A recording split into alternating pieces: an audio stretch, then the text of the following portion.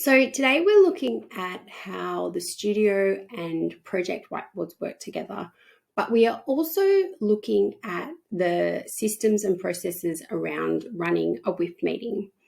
So WIP is work in progress, and it's something that if you have a team, really you should be doing maybe once a week, just in terms of keeping everyone on track and up to date with what's happening in the studio.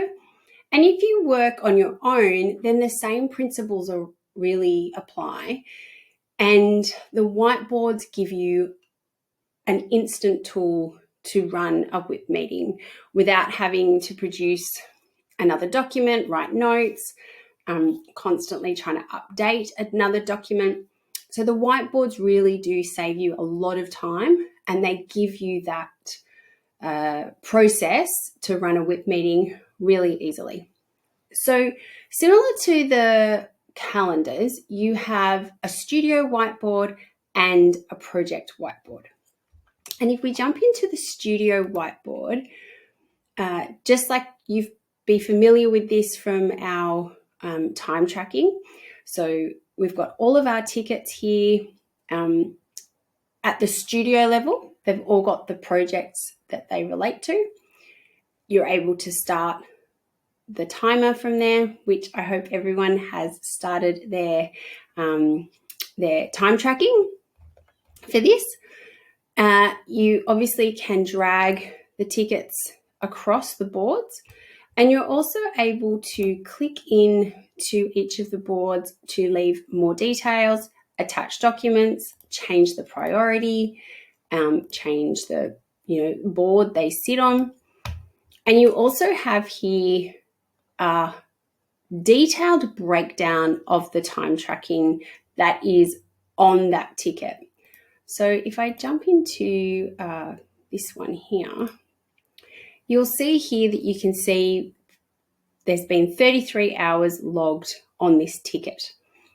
Now, when you're doing a WIP meeting, this is really crucial information, because as a studio owner, or even just when you're working on your own, you're going to know how long it should take you to do a task. And this is a really quick way of going, okay, yep, we're on track, or no, we're not, or like this one here, someone left the timer going, so maybe we need to edit that. But it just allows you to see how long you've spent on that task. So that's the studio whiteboard. You're able to filter by tasks assigned. So, for example, that is the tasks that have been assigned to Beth. And you can just go to all tasks. You're able to also search by kind of descriptor. So, for example, if I put light in, it's going to give me all of the tickets that mention light. So you can filter through that as well. In terms of running a WIP meeting, this is really where the whiteboards, I think they just kind of save you so much time, and they allow you to run such an efficient studio. So, back in the good old days when I worked at larger studios, I was the general manager, I would spend I'd get into the office first thing Monday morning, and I'd spend an hour trying to kind of pull together this Word document that I was constantly updating. It was so time consuming and inefficient. So something like this, you can jump in first thing Monday morning. Your team or yourself, you've been filling out and updating this board throughout the whole previous working week. So it is a live kind of snapshot of what's happening in your studio.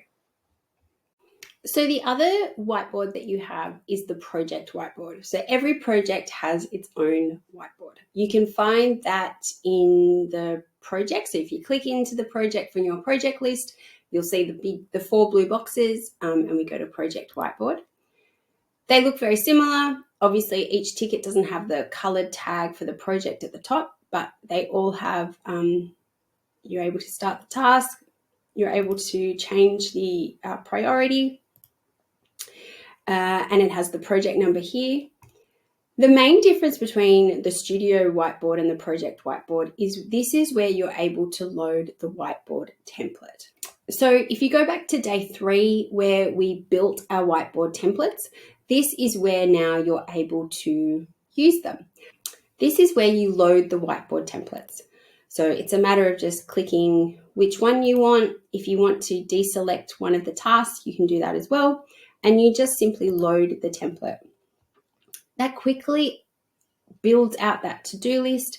You can assign the task to a team member. You're able to go in and kind of give a bit more detail to the ticket. So for say here, you might go renders, 4 needed. So you're able to give a bit more detail to those overall topics. You're able to attach documents, or concept boards, or whatever it might be, and you're able to leave comments. You're also able to see here the time tracking as on the studio boards. You can move them across the boards here, and you can change the priority here as well. This makes setting up a project so simple and so kind of quick. You don't have to think about what are all those tasks I need to do. It's giving you a very quick way of setting up a project, especially if you're maybe a studio owner and you've got a junior design team member. You can set up tasks for them very quickly to do.